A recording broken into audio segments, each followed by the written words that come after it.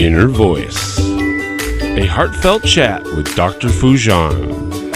Eliminate stress, reduce anxiety, and decrease depression. Dr. Foojan Zeine's awareness integration theory has helped thousands like you get incredible life-changing results. The Foojan app gives you her evidence-based treatment in the palm of your hand. Download today.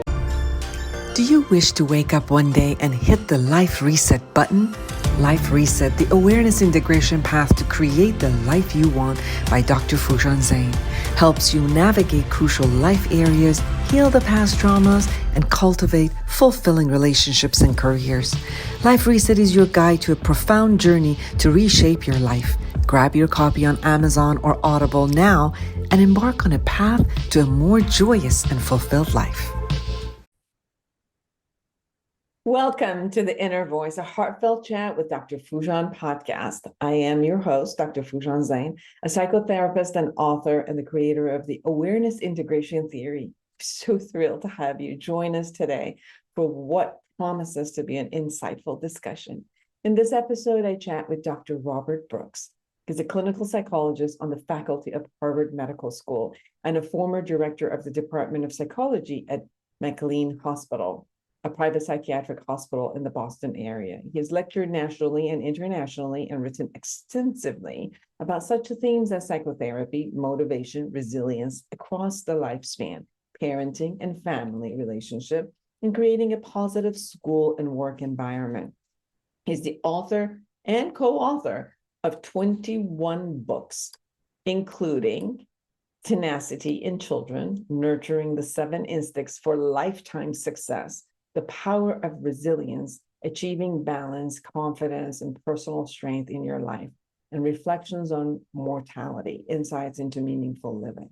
Dr. Brooks has received many awards for his work, including the Mental Health Humanitarian Award from William James College for his contributions as clinician, educator, and author, and most recently, the 2023 Trailblazer Award from World Maker International in recognition of his contribution to the field of human resilience and his innovation in creating new pathways for many. And please get a hold of him and learn more about him at drrobertbrooks.com. I'm so excited to have him on the show. We speak about how to raise your resilience, what are the components of resilience, what you can control, what you can't control, how to be empathic, how to create that wonderful communication, how to rewrite the scripts, the negative ones that you've gotten for yourself, how to find the one person in your life that could be your person who really raises you. Raises to your resilience and sees you, loves you, holds you in that light so you can do the same. I really enjoyed our conversation. I'm positive you will too. Be sure to subscribe to my podcast, my YouTube channel, and connect with me through my website, foojanzeine.com, or any of my social media. Share your thoughts with me. I love to hear from you. Really, I do. Now, without further ado, here's Dr. Robert Brooks. Intentional Parenting, a practical guide to awareness integration theory, written by Dr. Jafari, Dr. Foojan Zeine, and Dr. Manoukian, 3 experts in human development, is your step-by-step guide to raising a healthy child prepared for a culturally integrated world. You're supported in parenting infants to adolescents using the latest evidence-based scientific research on parenting. Order your copy on Amazon now. Are you a psychotherapist looking to enhance your practice? The Awareness Integration Therapy, developed by Dr. Foojan Zeine, is a comprehensive guide to the principle and techniques of this powerful therapeutic approach. Join the growing community who have elevated their practice and expanded their skills by embracing Awareness Integration Therapy and witnessing its life-changing impact. Order your copy on Amazon now. I am so excited to have Dr. Robert Brooks with us. Such an honor to have you. I met you at one of the courses in the Harvard Extension School, and you came in and talked about resilience. And I'm so glad you accepted my invitation to come to the show. Well, thank you for inviting me on the show. So we would like to talk about the power of resilience, your latest book that you have written, and for everybody to see that the power of resilience, achieving balance, confidence, and personal strength in your life. Um, After being a psychotherapist for such a long time, what brought you to want to really emphasize on resilience? Because you also have, raising resilient children, and you take this concept not only for the person, but going through the family and raising a whole family from that perspective. So tell us what resilience means to you. Okay, because first of all, there are different definitions, and then I will share with you what got me interested in resilience. Uh, when I first started, I saw resilience as bouncing back, but now more and more researchers are saying resilience is really the capacity to maintain a certain equilibrium, even when there are challenging situations. Recovery is more bouncing back, if you will. But I don't want to get overly technical. So I'll share with you what got me interested in resilience. I was trained at a time where we called it the deficit model. You mainly looked at what's wrong with people and how to fix them. And maybe I'm stereotyping a little, but that's what the feeling was. And what happened, based on certain experiences I had, one working in the inner city of Boston, I became very interested in how someone deals with racism and poverty growing up, and yet as adults, they're much more hopeful and optimistic than you would have expected. And then one of the most difficult, challenging positions I had, most of my career was spent working in McLean Hospital, which is a private psychiatric hospital in the Boston area. And there I worked with both children and adults. And even with some kids who were really having a difficult time, that's why they were in the hospital, doing some longitudinal studies, I was impressed with many of them really then as adults doing much better in life. So I started having the shift where I said, you know what, I think I've been spending too much time in looking at what's wrong with people rather than looking at their beauty and strengths. And at that point, there wasn't too much written about resilience. So I became very interested in it and started reading whatever I could. And then that interest was translated into the clinical work I was doing. It was translated into the consultations I was doing. It also made doing therapy and consultations more fun when you're also focusing on strengths rather than what's wrong with people. So I think part of it was just my experiences as a psychologist and a consultant, which really led me to look at questions related to resilience and what helps people to really deal with adversity in a much more effective way than I even would have imagined. Absolutely. You talk about stress hardiness and a resilient mindset. So Mhm. not only looking at a resilient as a bunch of our strength, like a copulation Mhm. of our strength, but also this concept of a mindset that Mhm. comes from that conversation. So when you're looking at somebody who's gone through a lot of trauma and as a child, and yet um, they have a growth process after that, they create Mhm. such a strength and they tap on their strengths as they go in. And although it's not like their vulnerabilities went away, the vulnerabilities are Right. there. But like you said, they're focusing on their strengths and moving forward versus allowing themselves to get held back by their vulnerabilities. Is as if Mhm. they learn from their vulnerabilities and move forward. There's a way that you speak about how to create this kind of stress hardiness and a resilient mindset. Can you share a little bit about that? Yes, and I'm even going to preface it by saying the following. When psychologists started to do research about resilience, like Emmy Werner, who was a Holocaust survivor, and in the 1950s went to the island of Kauai in Hawaii and started studying kids growing up in poverty and in difficult situations. And she, every 10 years, would write a book. She died about 20 years ago now, but every 10 years, she would write a book about her research. And one of my favorites was called Overcoming the Odds. And she started raising questions. Why is it that some of these children uh, became more resilient and some did not. And then I'll get it. I haven't forgotten the question about resilient mindset, but I really want to say what her research and others found was this: resilience is really rooted in relationships we have with other people. It just doesn't appear overnight. And so in her research, Michael Rudd in Britain was one of the foremost researchers on resilience. They basically asked the question of people who were resilient. We could have never predicted, based on how you were growing up, that you would be as hopeful and as optimistic as you are today. What do you think was the most important thing in your childhood or adolescence to help you become resilient, even given the adversity you faced?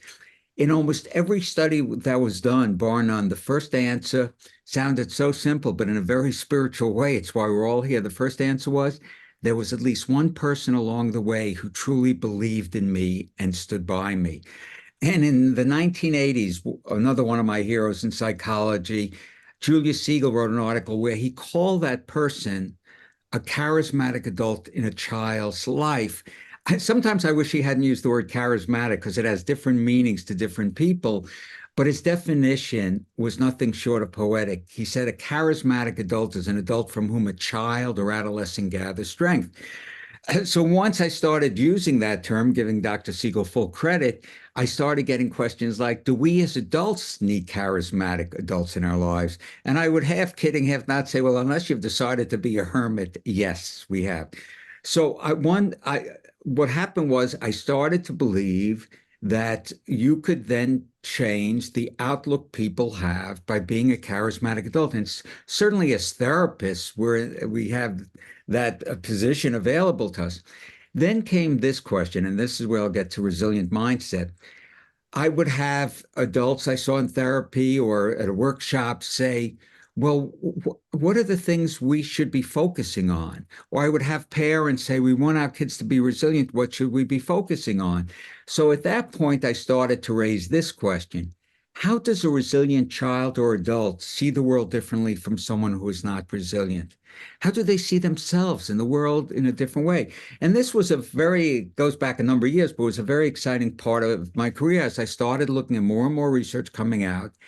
And then what you're referring to, we had, with my colleague Sam Goldstein, we were looking at some of the research, and we said, in fact, there are certain outlooks or assumptions or expectations that people have that will help them to be resilient, or if they're a parent, also help their child to change his or her mindset if that mindset is much more pessimistic.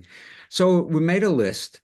And what I found, it was very helpful to me because it wasn't like I should be checking off a list and saying, okay, point 1, 2, 3, but in just workshops, but especially in doing therapy, I would be guided by this question. At the end of every session, have I helped this person to be more resilient, and in what ways? So to me, a mindset, and now it's a very common term in the field of psychology, basically said we're assumptions and expectations we have for ourselves and others that guide our behavior. And then our behavior in turn influences the mindset. So it's a continuous dynamic, if you will, circle going around and around. And it was helpful to me. I like guideposts. I don't follow them rigidly, but I like to have them.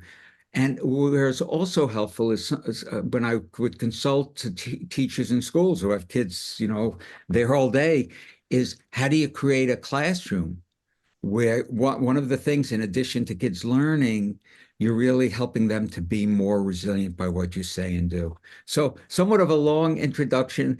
Resilience is rooted in our positive relationships we have with significant adults. And as adults, we need those adults in our lives.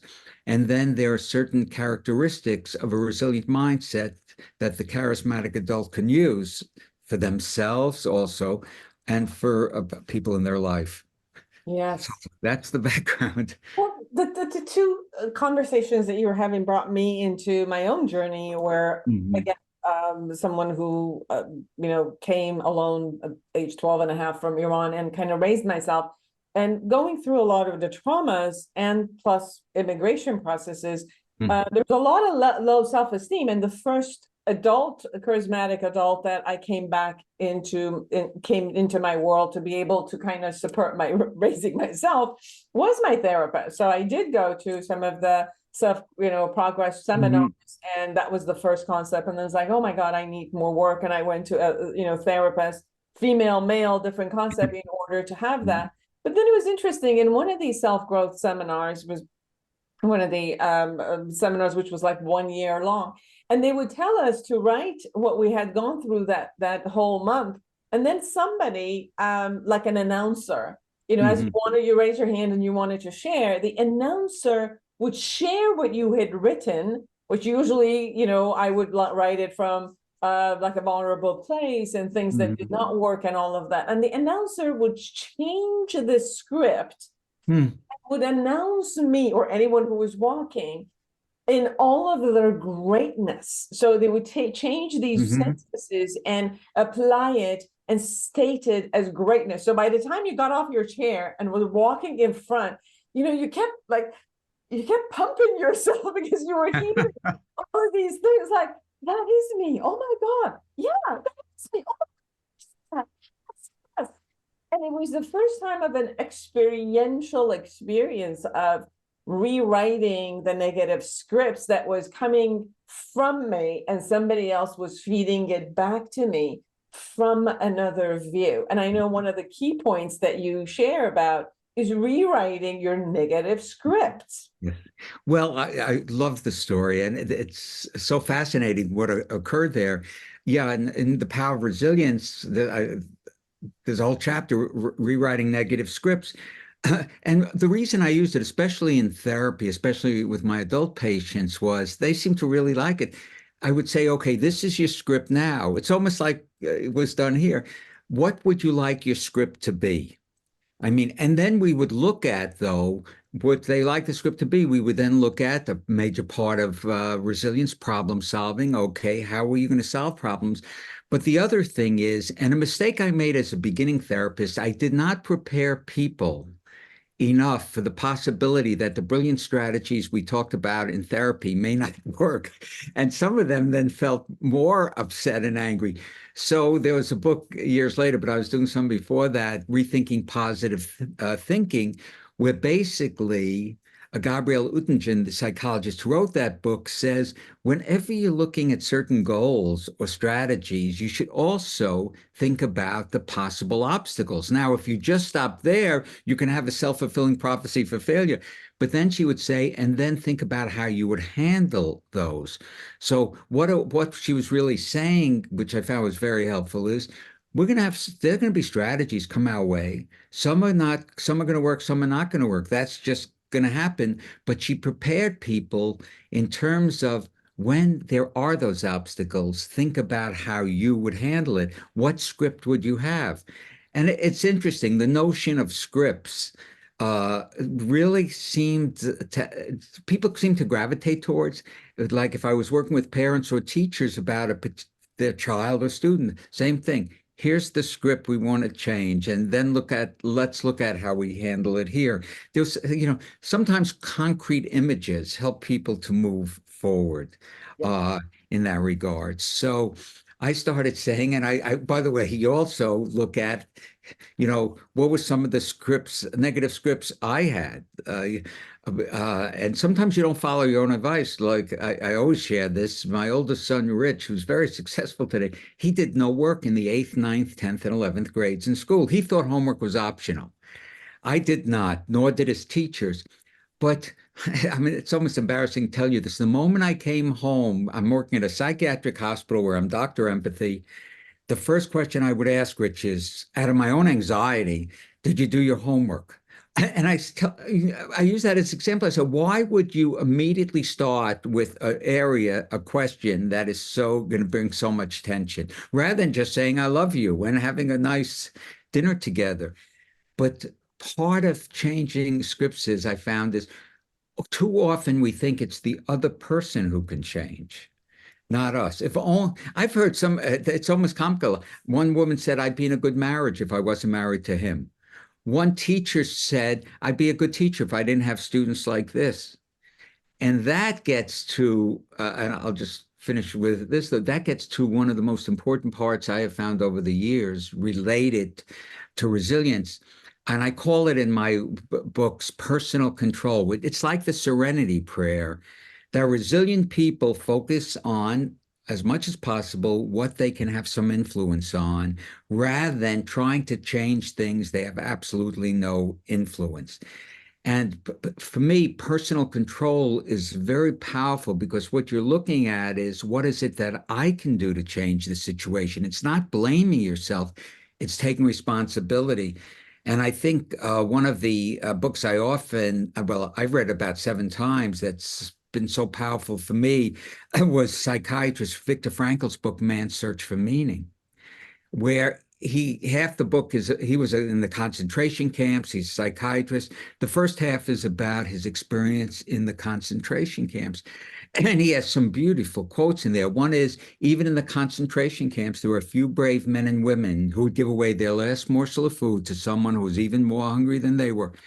They proved the Nazis could take anything away from you but the last of human freedoms, to choose your attitude and your response in any given set of circumstances. And I remember the first time I read it was many years ago.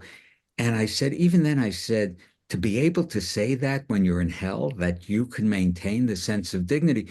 So that's very dramatic. But I think in all our lives, we have to really then look at what scripts have to be rewritten. And we have to realize that we really have control over only one person in our life. That's ourselves and our attitude and response. So again, a long answer to the question, but I just feel personal control is a vital part of resilience. And I'm not saying it's easy. If any of this was easy, people would see me for one session, say, I'm better, and go on. It's a whole process. It took me several years and my wife's advice to stop asking Rich if he did his homework. I actually met Dr. Frankl's grandson. Really? Yeah, who had made a particular video of him, which is he was talking, to his family and a lot of the conversations. So I have that video, and it was beautiful. Oh, that's precious. It is precious, yeah. So when you talked about how to, in your book, it says like, choose a path to become stress hardy, based on what you just also said, rather than stressed out. So stress is always there. Like there's no way out of the stress. But it's, do we allow that stress to just, push us down? Or is it that we allow that stress to, engage in activities and do things where we're utilizing the stress to move us forward in things and handle the stress and learn how to handle the stress? And that's what also part of the key points of resiliency. Right. If anyone says they're never stressed, either they use a lot of denial or they don't know what stress is. We all feel stress at times. The concept of stress hardiness, which I used to use before, getting into more of a resilient mindset, basically says there are things we can do. We could to prepare for when we're stressed. And it gets into, one is basically personal control. I think they call it control. Another is connection, and that has to do with the charismatic adult. That is why, and I'll just take a little detour here. When I see people in therapy or when I'm giving a workshop, I'll always ask people this: who are the charismatic adults in your life right now? Who do you turn towards? And I'll often say 2 or 3 tell me. I always love it when someone says, I could tell you 20. I said, you're very fortunate, but 2 or 3. But then I'll also say, and we could get into this later, I'll also say, what 2 or 3 people consider you their charismatic adult? Because in order to be resilient, not only do you need people from whom you gather strength, but more and more you have to start giving back, because this is what is a sense of purpose and meaning. And the other part of I called it the 3 C's, stress hardiness. It wasn't my idea. It was, out there. Had to do with challenge, to be able to, your mindset sees things as a challenge rather than saying, oh my God, another thing coming up. Your mindset is, okay, I've solved problems in the past, whatever. How do I see this as a challenge, and what can I learn from this? Now, I always tell people it's easy to say this, but it's not always easy to fulfill. So I really like to ask questions about the relationships we have. And it's interesting to ask kids who they turn towards. And when I talk to teachers, I say in much of the research, sometimes the charismatic adult in a child's life turns out to be a teacher, because teachers will sometimes say to me, this kid comes from a really difficult background, whatever.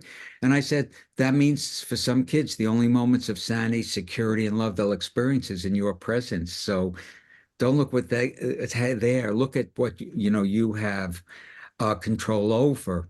Yes. And I find when I talk about, say, the three C's, or I talk about a resilient mindset, and there are other things certainly get into, there are things that I think one can do. I would never want things that people cannot do.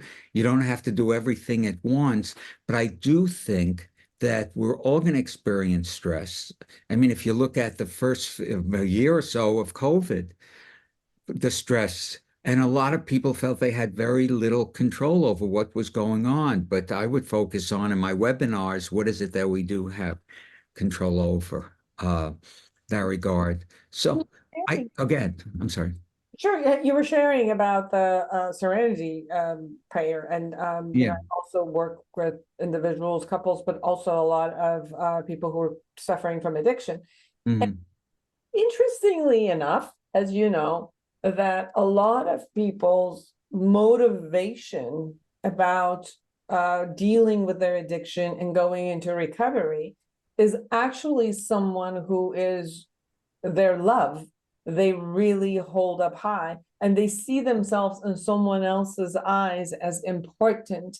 And finally, that kind of receiving of love and importance, and knowing that they're significant in someone else's life, whether it's their mate or their children or their parents or a good friend, it motivates them to even go into the process of recovery. Yes. And kind of continuing the concept of recovery. So Mhm. not only gives them that element of resilience and motivation, but Mhm. it pulls them. So the satisfying relationships that people create in their lives is also their healer, is also their motivator. It brings them out as general species, that we're a herd community. We come out of ourselves and become part of that community that we know loves us and wants to Mhm. see our best and the strength. Yes, I love what you just said. I'm going to underscore it because I think if I look at a resilient mindset, something I've been doing probably more writing about is this whole notion of what I call contributory charitable activities. And I just want to give you a little background.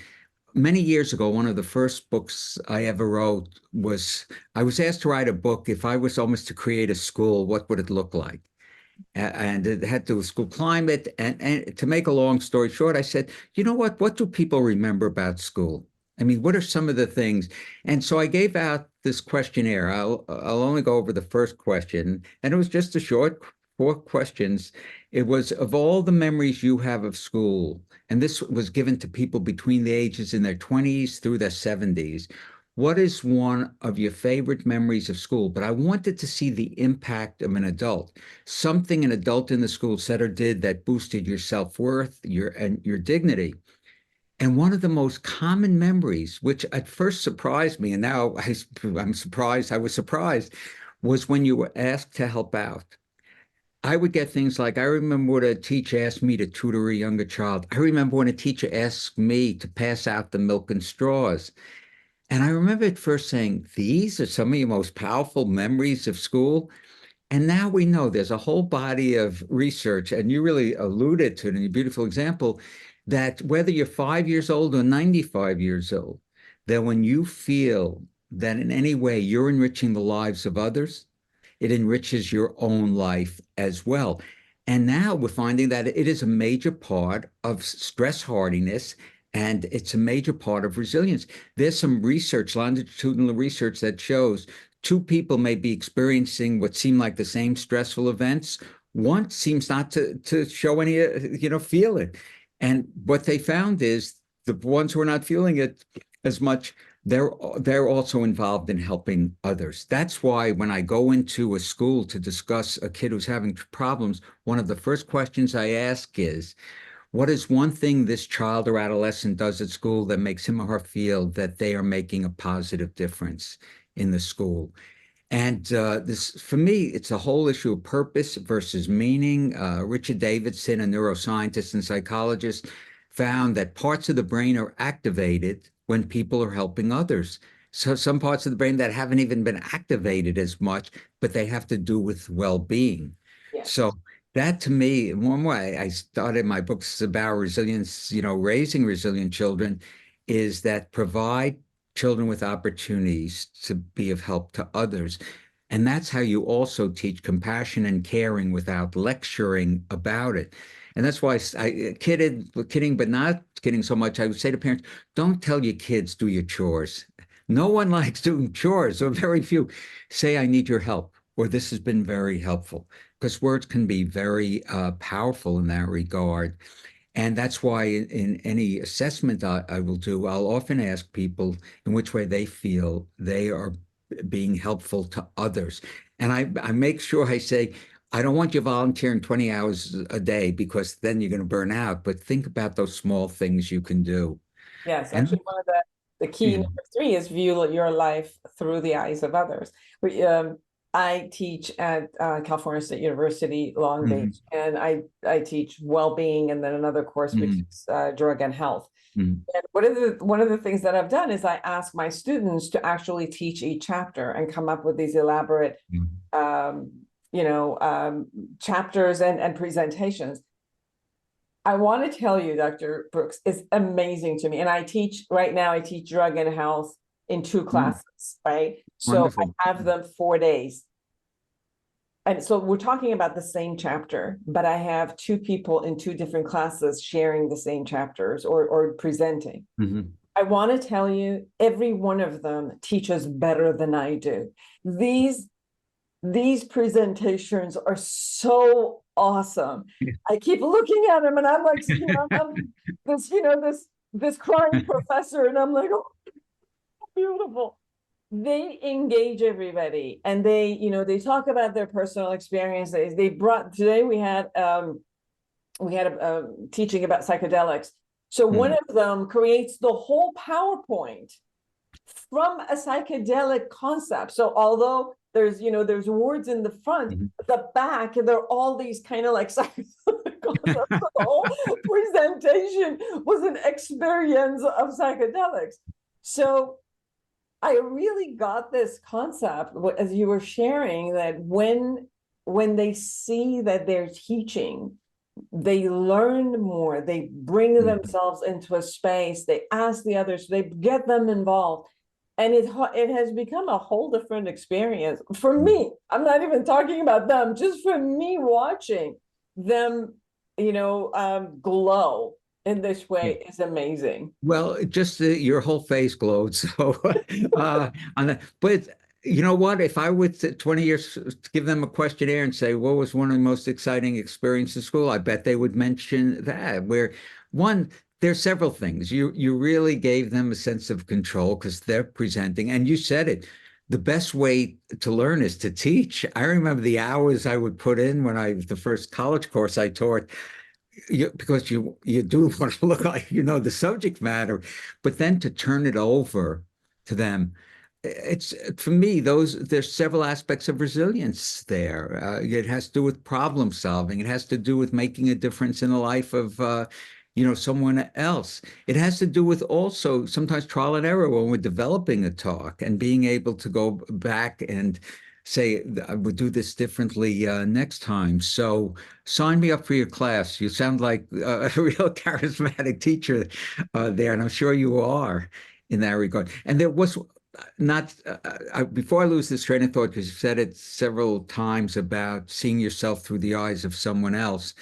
In every book I've probably written about resilience, whether about kids or adults, there's a chapter on empathy. Daniel Goleman, in his work, Emotional Intelligence and Social Intelligence, says empathy is one of the most important things in terms of creating relationships with others. And as a matter of fact, I got so interested in it that parents or teachers, or just didn't have to be in any specific role, would say, what are some questions? And your comments trigger this. What are some questions we should be asking ourselves to help us be more empathic? So let's say it's a parent. I'll always say to parents, what 2 or 3 words would you hope your children use to describe you? And then I think we have to be very intentional. It doesn't mean we have to be rigid, but I then say, what are 2 or 3 things you regularly do so your children are likely to use the words to describe you that you would like? And then what words do you think they would use? Now, if I had asked those questions when I was nagging my son Rich about his homework, it would have come to me much sooner. I would have loved him to say, my father cares about me, it would have on and on. But if I was truthful, I'd have to say, he my son feels I only care about his grades or things like that. And the same with teachers. I bet if I went into your class and asked those students to describe you, the class you just had, I bet there would be really very complimentary words, because just as you were describing it, I said, "Oh, this is great," and I'm sure they experienced firsthand. So to be able to start thinking about how we would like to be seen, to think about our actions, because it's up to us. Many people have said is very powerful. I ask the same questions if I'm seeing a couple in terms of how they would like to be seen. What do they intentionally say or do? So it's off a little, but a couple times you mentioned seeing oneself through the eyes of someone else. That's the key number 3 of your book. That's what I was sharing. Oh yeah, well, it's certainly important, and over the years I've seen it even as more important. And it's that I like to suggest sometimes questions to think about, just to think about. And one of those, the one about empathy, I have some really funny letters, some of them, where people who heard me speak and then tried some things. One woman came home and she said, I realized when I was listening to you, I wasn't as empathic with my husband. He came home early to watch the kids so I could attend your lecture. So she said, I came home. I'm laughing as I tell you this. And I was really nice. I was, asking how things went, and I really appreciated. And he turned to her, because he wasn't used to this, said, were you out drinking with your friends again? you know, because sometimes when you change the script, the other person is not going to know what you're saying or why you're saying it. What did you do to my wife? Where did she go? No, it was really something on that. So I say, you know what? Do it, and if you're driving a few people crazy, in the process, wondering why you're doing it, they'll come around, especially if it's in a positive way. Yes. I want to say this also, that resiliency, as in your book, also you talk about communicating effectively, because obviously nobody knows who you are. Mm-hmm.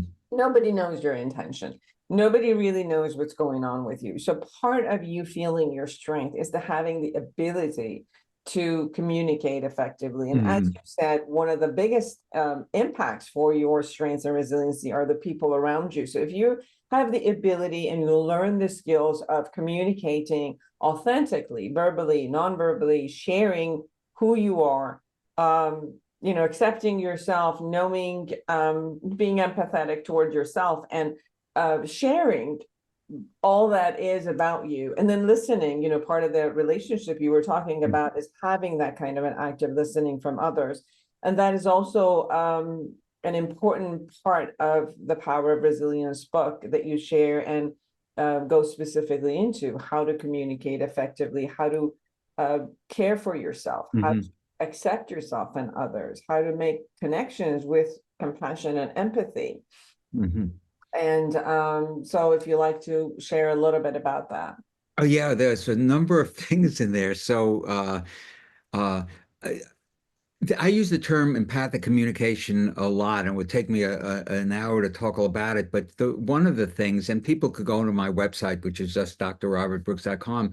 About a year and a half ago, I wrote 3 articles in terms of communication. How do you prepare people to hear a message they may not agree with? So that they don't have this immediate response, and a lot of that came from I'll say failing in that. And just to give an example, I started finding that sometimes I would be presenting an idea and I really didn't prepare the person for it. So let's say I did an evaluation of a child, and what I was finding was somewhat different from what the parents. I would always then prepare them by saying, I'm going to go over, my evaluation of your child. If anything does not sound like your child, please let me know. It's not that you're right or I'm right or you're wrong or I'm wrong, but it's how do we figure this together? Uh, and I found especially I've worked with a lot of adolescents, the number of times they didn't want to hear what I had to say. So I would say, I have something to say to you. If you disagree, would you please let me know? Because I know they're going to disagree, but what happens, it diffuses the situation in that regard. So one is I'm thinking a teacher who thought because I wanted one of my patients to be able to help out, and she said, "Why should your patient help out? He's not doing his own work." And I didn't handle it well, but I learned from it because part of the reason he wasn't doing his own work was he didn't feel like he really belonged in school. And I was trying to say if he had a little job, he might belong there. But she said to me, she was very direct. She said, your whole philosophy seems to be spoiling children. And I didn't handle it well. But someone said, how would you handle it now? I would say, I have something to say to you. Some people feel sometimes it's like spoiling kids. If you feel that way, please let me know, because that's not my intention. So in really empathic communication, I started to say in any communication, what do you hope to accomplish? But then are you saying or doing in a way where the other person is most likely to hear you? And there are many more examples. People could go to my website. I selected different things. And the other thing I want to emphasize, which was also one of these transformations for me, is I felt that as a beginning therapist, too often I focused on what was wrong with people, as I had said earlier. But parents would come in to see me about their child's having problems. I could spend an hour and a half just talking about the problems. Or an adult comes in, I could spend an hour and a half just talking to them about their problems. And it was at that moment I was really starting to feel more depressed after these sessions. Because all we're talking about is the negative. So to make a long story short, I said, the very next patients I have, whether children or adults, after 10 or 15 minutes, especially with the adult patients or the parents, I'm going to say, now that I've heard about some of the problems, could you please tell me what you see as your child's beauty, their strengths? And then I coined a term, now it's 40 years ago, they're islands of competence. It was just a term which seemed to stick there. I was amazed how the whole tenor of the meeting started to change. And years later, I'm reading this research like by Richard Davidson, that neuroscientist, who says when positive emotions are introduced, it actually helps people to be better problem solvers, to think of options. So things were going on in people's brains I didn't even appreciate then. But when you could start talking about the strengths, it starts changing a mindset. And there was a principal of a school, he was principal of a school for kids with special needs. And he came to 2 straight summer talks I gave. He must have been a glutton for punishment. But he brought with him, he said, after I heard you speak the first time, and he had this one sheet of paper before any child could be discussed. The teacher had to fill out, what are the child's islands of competence, list as many as you can. And the second section, how are you using these islands of competence to help this kid feel more motivated and dignified in school? When they had to fill that out, he said it was a whole different kind of meeting, because they went in with a different attitude on that. So I wanted to just bring in those couple of points about islands of competence and thinking about our strengths and what are our own strengths there. Yes. I want to also share these with everyone. Another book is Raising Resilient Children by Dr. Robert Brooks and Dr. Sam Goldstein. And there's another book you also have about children, which I want people to Well, know. there's one, Raising, it could be, that's Tenacity. The other is called, that's a more recent one. There's Raising Resilient Children, there's one.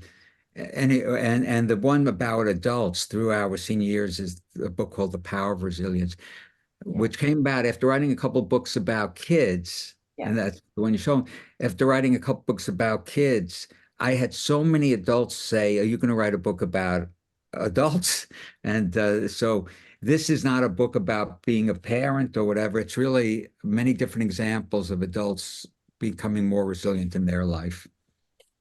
Anything we have missed that we need to share? I think we've certainly covered a lot because your experiences just resonate with mine, and your comments just resonate with mine, and I think we could all, within ourselves and with appropriate, real support and encouragement, I think people can learn to be more resilient, to handle the adversities that they face, more so than they may realize. And just what you told me about your life, and also, the whole class where someone almost like reinterpreted what you wrote and really looked at the strengths. Those are all wonderful ways and techniques, I'll say, to really helping us to self-reflect on our lives. Absolutely. Thank you so much for taking the time to be with me and with our audience. I really had enjoyed our listening to your lecture and having you be at the class at Harvard. And it was wonderful today to chat with you and learn much more about you. And the invitation is always open. Okay. Well, if I could think of other things, but thank you so much for having me. It was delightful to be interviewed by you, and we share so many of the same interests, so it made it even more so. Yes, absolutely.